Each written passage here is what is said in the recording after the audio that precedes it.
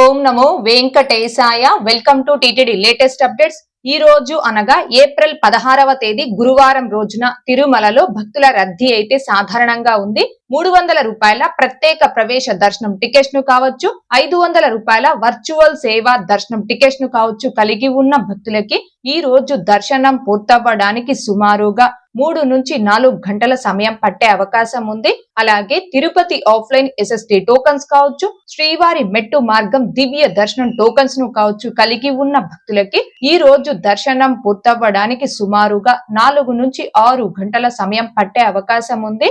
ఈ రోజు ఉదయం 6 గంటల సమయానికి శ్రీవారి ధర్మ దర్శనం అంటే ఎటువంటి టోకన్స్ లేకుండా స్వామి వారిని ధర్మ దర్శనం చేసుకోవడానికి వచ్చినటువంటి భక్తులు వైకుంఠం క్యూ కాంప్లెక్స్ 2 లోని 18 కంపార్ట్మెంట్ లో దర్శనం కోసం వేచి ఉన్నారు. ఇలా వేచి ఉన్నటువంటి భక్తులకే దర్శనం పూర్తవ్వడానికి సుమారుగా 8 గంటల సమయం పట్టే అవకాశం ఉంది.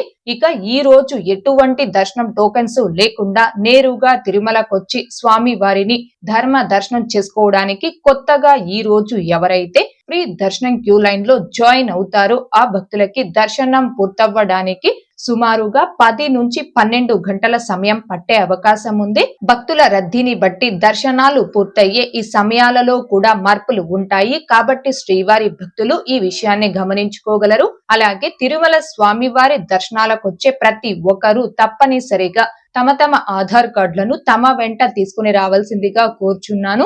ఇక నిన్న అనగా ఏప్రిల్ 15వ తేదీ బుధవారం రోజున 77,077 మంది శ్రీవారి భక్తులు స్వామివారిని దర్శనం చేసుకోగా 27,241 మంది శ్రీవారి భక్తులు స్వామివారికి తలనీలాలను సమర్పించుకున్నారు. అలాగే 3,47,00,000 రూపాయలు భక్తులు కానుకల రూపంలో స్వామివారికి హుండీలో సమర్పించుకున్నారు. ఓకే అండి, ఈ రోజు అనగా ఏప్రిల్ 16వ తేదీ గురువారం రోజున తిరుమలలో భక్తుల రద్దీ అయితే సాధారణంగా ఉంది. తిరుమల తిరుపతి దేవస్థానాలకు సంబంధించి మరింత సమాచారం కోసం మన ఛానల్ ని సబ్స్క్రైబ్ చేసుకొని రెగ్యులర్ గా ఫాలో అవ్వగలరు. అండ్ మన ఛానల్లోని వీడియోస్ ని తప్పకుండా లైక్ చేసి షేర్ చేయవలసిందిగా కోరుచున్నాను.